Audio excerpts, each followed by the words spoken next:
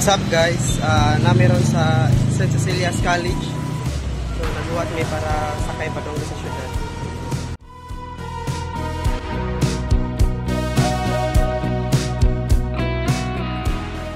So na namin dire, so muna mo sakyan.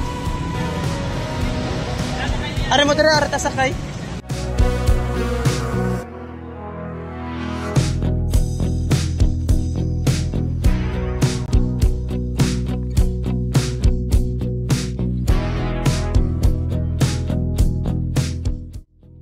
So almost 1 hour na nami diri sa may Timon, padung nami sa Colon.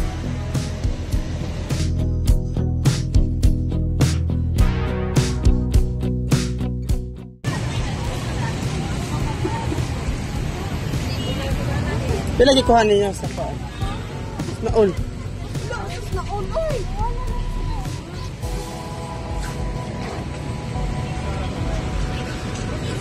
Dira. Sumpang ko bataan na. Saan ka?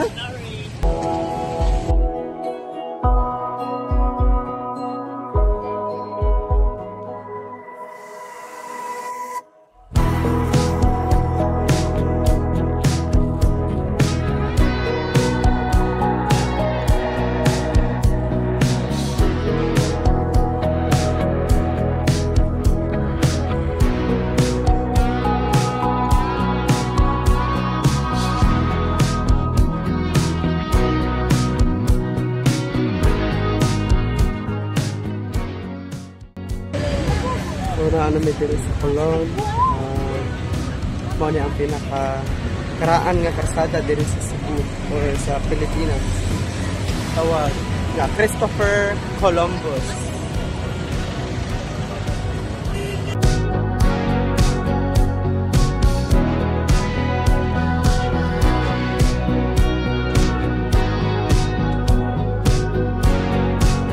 Na may diri sa may padong sa Santo Niño.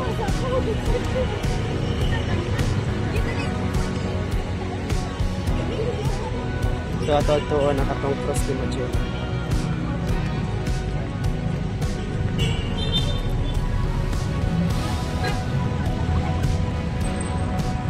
Nabuang na sila.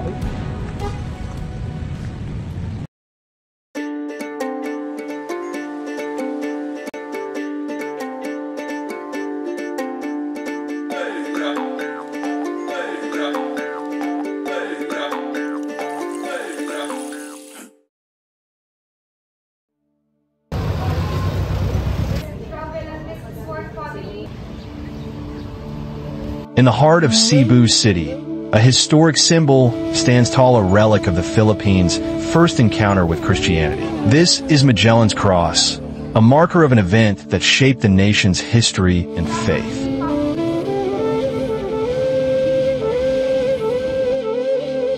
On April 14th, 1521, Portuguese explorer Ferdinand Magellan, under the Spanish crown, arrived in Cebu. Seeking to expand Spanish influence in Christianity, he befriended the local ruler, Raja Humabon. As a symbol of their new faith, Humabon, his wife, and hundreds of his people were baptized into Christianity, marking the first recorded Catholic conversion in the Philippines. To commemorate this event, Magellan ordered the erection of a wooden cross. This act symbolized the beginning of Spanish missionary efforts in the archipelago, leaving a lasting impact on Philippine culture and religion. Today, Magellan's Cross is housed in a small chapel next to the Basilica Minor del Santo Niño. Visitors from all over the world come to witness this historical site, offering prayers and lighting candles as part of a long-standing tradition. The chapel ceiling is adorned with a stunning mural, depicting the moment of the first baptism, further bringing history to life. Beyond its religious significance, Magellan's Cross serves as one of Cebu's most famous landmarks, attracting tourists and historians alike. It stands as a reminder of the country's colonial past and the enduring strength of Filipino faith. While many believe that the original cross has been encased within the current structure for protection, some argue that it was lost or destroyed over time. Regardless, the cross remains a powerful emblem of the Philippines' historical and religious journey. Magellan's Cross is more than just a piece of wood. It is a testament to the resilience, transformation, and faith of the Filipino people. Whether you visit as a tourist, a historian, or a devoted Catholic, this site offers a glimpse into a past that continues to shape the nation's identity.